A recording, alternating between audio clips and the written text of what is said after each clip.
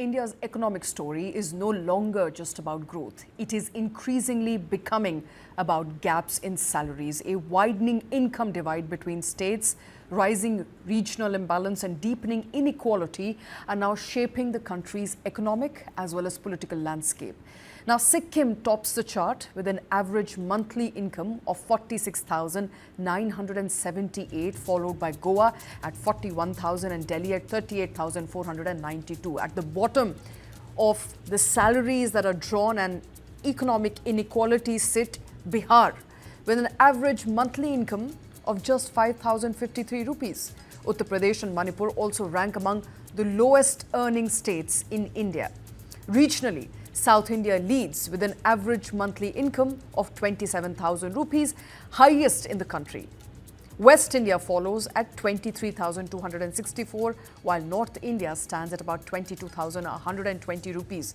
The Northeast averages about 13,956 and Central India at about 12,763, making this region, the Central Indian region, to be the lowest income earners. East India records the lowest, in fact, overall through the country with about 11,117 monthly income, monthly wages earned on average. The data underlines what experts are now calling a productivity paradox. Southern states like Tamil Nadu, Karnataka, Kerala, Telangana, Andhra Pradesh have transitioned into services-driven and high-end manufacturing economies, classified as Stage 3 development. In contrast, much of North and East India remain dependent on agriculture and primary industries. Demographics add another layer. Southern states have fertility rates which are well below replacement levels, creating what economists call a silver dividend. Fewer dependents and more productivity and more productive working age adults as well. Meanwhile, states like Bihar and Uttar Pradesh continue to see higher fertility rates, producing a youth bulge, but also struggling with low productivity overall. The gap is so sharp that analysts describe it as Europe versus sub-Saharan divide within India. States such as Goa, Sikkim, Delhi have per capita income exceeding $6,000 annually, which are comparable to parts of Eastern Europe. Meanwhile, Bihar's per capita income remains below $800. Social indicators also reflect similar contrasts. Infant mortality stands at 6 in Kerala but 38 in Uttar Pradesh. This divergence is driving massive internal migration. With income gaps as wide as 6:1 between states, over 500 million Indians are estimated to internally migrate. What was once seasonal migration is now turning into semi-permanent urban settlement, especially in the southern and western metros. But this shift has also triggered political tensions. Several states have attempted to introduce local job reservation laws reflecting rising nativist sentiment, a development that could challenge India's integrated economic model.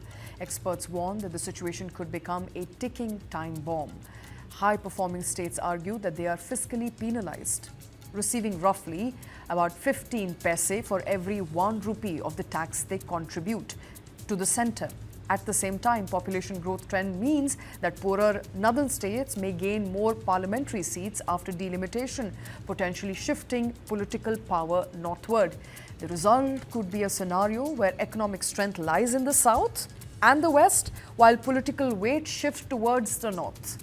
The data paints a picture of an economy which is growing, but it's growing unevenly. One nation, but multiple economic realities. That's the latest emerging as far as income inequality is concerned. Joining me on the show is Shubhamoy Bhattacharjee, Consulting Editor, Business Standard. Also with us is Mithali Nikore, Founder, Chief Economist at Nikore Associates. Thank you very much, the two of you. Shubhamoy, the data, of course, pointing to what we already know, but no more so now, and in a very profound manner. The North-South divide, many experts are comparing it to, a European divide versus Sub-Saharan divide. Yes, this was coming. Shweta, in fact, the point that you talked about, that the political heft remaining with the North, we have talked about the fact that this is evident. There's the North-South divide that's coming up in every way. That's known. The point is, I don't think the political heft will stay with the North. I mean, that's a very major change that's going to happen. If you look at also the commentaries that come in the media, who are the leaders from the states who make news? Stalin, Mr.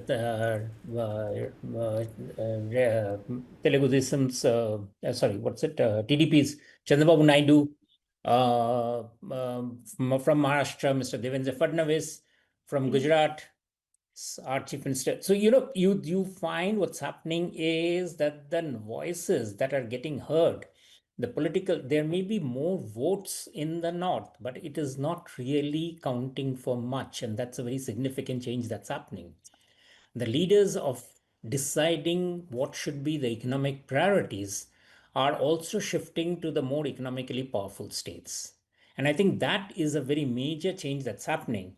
That today it's very difficult for, say, a person who's looking at giving Mr. Nitish Kumar a voice in the media, somebody looking for him, Mr. Hemant Soren or Mamata Banerjee, would find it very difficult, even in Madhya Pradesh, to get them edgewise, because the states are also moving towards what is called disappearance from people's perception map. Just because they have the large numbers doesn't mean anything. As you yourself pointed out, those numbers are also moving out. Yes, they'll still remain the large populated states, but effective decision making in these states is actually also sliding, and that I think is a very major point that's happening. That the people who want, the aspirational people, the aspirations, they are all shifting towards south. Even so, for instance, I mean, a person from Bengal, a person from Bihar, a person from Madhya Pradesh is shifting to the west or the south, and that's from where they're speaking. So yeah. All right, that's an interesting perspective. Mithali Nikore, would you agree that the power balance perhaps is not shifting as drastically as one would assume so right now? That's question number one. Question number two, not just the fact that the migration continues to be a problem, I think the reports are also pointing out now that it's not seasonal anymore, that there is likely to be more migration throughout the year as people move out in search of better opportunities. So states like Tamil Nadu, Maharashtra, Karnataka are in fact bearing the burden of this workforce that comes in large numbers. No, absolutely. And I think the one thing I want to point out even before getting to the questions is really around one statistic that we are not seeing in this data, which is inequality. So, for example, when we look at the per capita incomes of the Northeast, that we're seeing, and Sikkim, in fact, amongst the highest, and also seeing that per capita incomes in states like Tripura and Arunachal Pradesh, Mizoram actually exceed that in, say, West Bengal. Now, what is happening there? That is actually not, the reality on the ground, because you do see that in the Northeast states, you have a large amount of income inequality. You have certain monopolists, you have certain industries who are doing very, very well, but the general population, their per capita income is much lower. So I think one of the statistics that we have to track in addition to per capita income, to explain this entire story, is not only about per capita income but also the concentration of wealth, and seeing how much inequality is actually going up or going down in some of these states. Now, on the second aspect of southern, western, eastern, northern, it's very interesting to me that states like Punjab and West Bengal, these are two states which bore the maximum brunt actually of colonization, of the partition, and they were actually India's first most industrialized states. But today, if you look at the per capita income of Punjab versus Himachal Pradesh or Uttarakhand, it's almost like 10,000 rupees less than those states. So clearly, and even West Bengal is extremely low. I mean, at 12,000. So to be very honest, we're seeing a trend where the states which were not provided with the kind of political investment that is required for their industries to flourish, they have kind of taken a step back. Whereas on the other hand, we've seen the west of India, whether it's even Rajasthan is not doing very well in terms of these statistics, but it's still doing better than West Bengal. And still we see the Gujarats, the Maharashtras, the Karnatakas, the western half is where the industrialization has taken place. It's gone ahead. And the southern states, of course, doing extremely well, not only because of manufacturing, but also because of the IT That's right. industry and services. Absolutely. And another point, that the reports point out, Shubham Moy, is with regards to income tax devolution or tax devolution for that matter. And this is where states like Tamil Nadu as well as Karnataka have been angry for a very long time. So southern states saying, high-performing states saying that we only receive 15 paise for every 1 rupee of tax we contribute. So we are essentially bearing the burden. We are the ones running the country. Well, the point is that they are running the country, but they are also getting a large subsidy. For instance, if there's a petroleum subsidy, let's say, it is running up to something like $4 billion. Now, of that, there are more vehicles that run in Tamil Nadu. So obviously, they get much more of the subsidy. So if the government gives a subsidy in any product, the consumption, the places where the consumption is higher, is the place which naturally gets more subsidies. So they also get the more subsidies. So just to say that income tax is not, devolution is not coming down right, isn't a fair picture, because they also are getting a larger share of the central subsidy for lots of things. So that has to be also factored in. And if that is done, then probably their sense of inequality will be less, or angst about the fact that they're not getting the share of the tax pie, because they're getting a larger share of the indirect tax pie. That's one.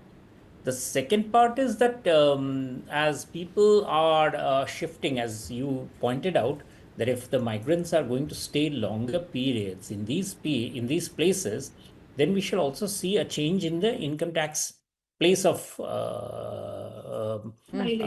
places that they will be going in for.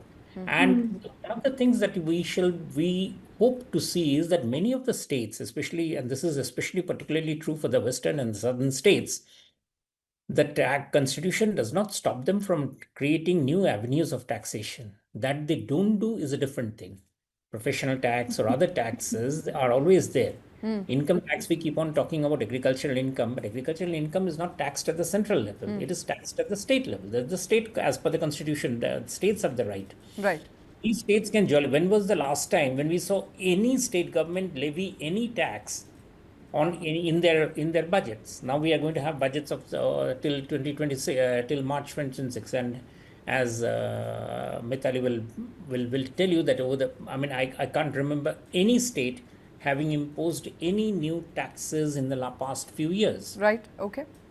So that's something that states need to look at. The better states do definitely have the capacity and can impose the taxes, because the people are not going to flee from there. At the cost of losing elections, perhaps at the cost of losing power. These are difficult, challenging questions for anybody sitting in power, for that matter. Mithali, but remember, when we are talking about inequality, right, state can drive down quite a bit of that inequality by its taxation powers. All the inequality issues cannot be handled by the center. The states have a role. And if the states say that we spend a large part of the manufacturing, we spend a larger part of the public expenditure, almost up to 64%, then states have the right to impose taxes which do definitely make a dent in inequality and definitely give people a reason to feel, yes, they are being equitably taxed. States are escaping that responsibility totally as of now. Okay, but as far as the income disparity is concerned, that's also a major point of concern. The numbers there, Mithali, are very difficult to swallow. West India at 23,000 rupees compared to Northeast India, where the regional averages are about 11,117 rupees. That's literally half of what the West India or the South India is earning. So I think, if anything, the data also points to how development needs to be more holistic. So not just look east, but also act east. So I think, one of the complications when we say development needs to be more holistic is actually to understand why hasn't it been so.